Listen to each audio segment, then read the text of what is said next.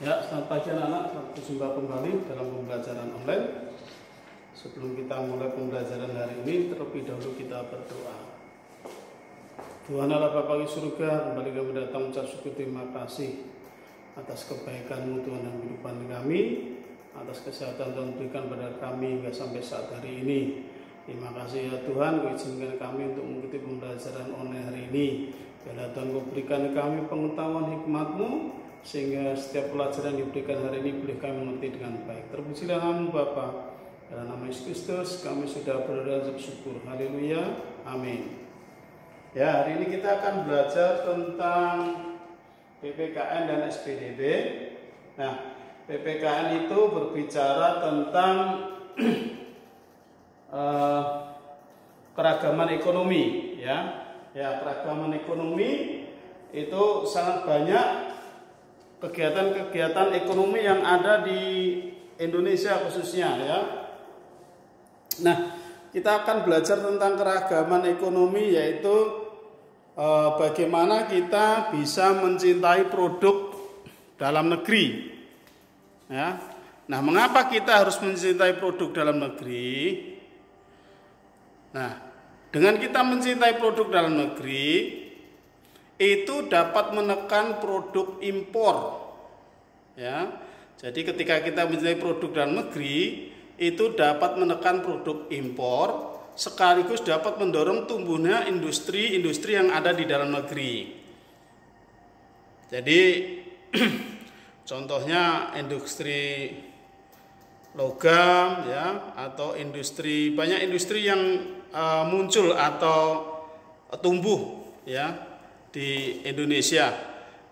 Jadi industri pakan di Indonesia pun juga tidak kalah dengan di luar negeri. Begitu juga industri sepatu, tas dan sebagainya. Nah, mari, ya, saya ajak untuk kita senantiasa mencintai produk dalam negeri, karena buatan dalam negeri kalau tidak kita yang pakai, siapa lagi, ya? Apalagi di masa pandemi kayak seperti ini, ya, ini dapat menumbuhkan, ya, perekonomian di negara kita, sehingga tidak akan terjadi krisis moneter yang sangat dalam.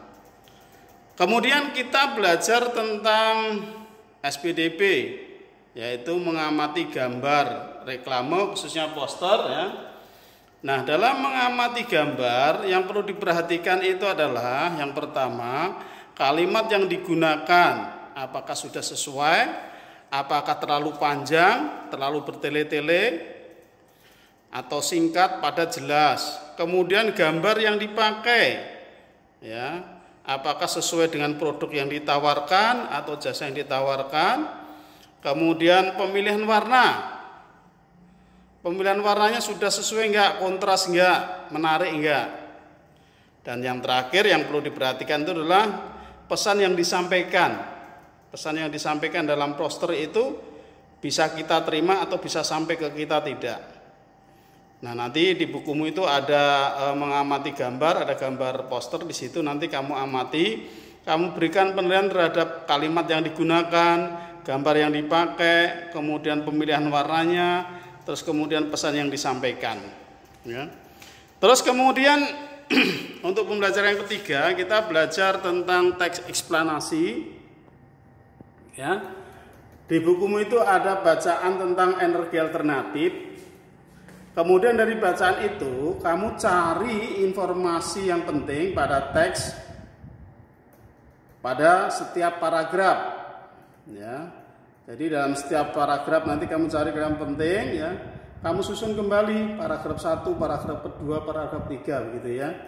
Jadi kemarin sudah belajar teks eksplanasi, yaitu tentang pembukaan, kemudian isi dan penutupnya. Nah, selanjutnya kita akan belajar IPA, yaitu menghemat energi listrik. Ya, mengapa kita bisa menghemat energi listrik? Nah, kita menghemat energi listrik itu selain untuk menekan biaya, ya, biaya listrik yang tinggi, itu juga bisa menyelamatkan kita atau khususnya negara pada umumnya ya, tentang energi-energi yang ada di Indonesia tidak cepat habis dan tidak cepat punah gitu ya. Nah, menggunakan energi, salah satunya energi surya, itu dapat menghemat banyak hal. Ya, selain menghemat, energi surya juga dapat mengurangi efek bahaya dari penggunaan bahan bakar fosil. Banyak kejadian itu ya, ada gas meledak, kompor meledak, rumah terbakar karena konslet listrik dan sebagainya. Ya, itu karena kita menggunakan energi-energi fosil.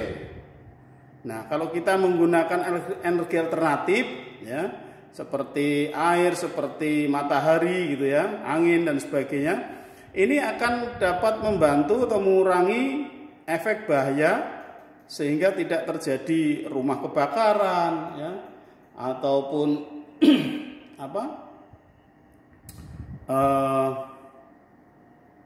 gedung-gedung perkantoran juga terbakar dan sebagainya. Nah, itu saja ya mungkin yang dapat saya sampaikan untuk hari ini, untuk pelajaran hari ini. Semoga kalian mengerti. Nanti tugas-tugasnya saya kirim lewat WA. Ya, tetap semangat, jaga protokol kesehatan ya, pakai masker, jaga jarak, kemudian hindari kerumunan, cuci tangan pakai sabun.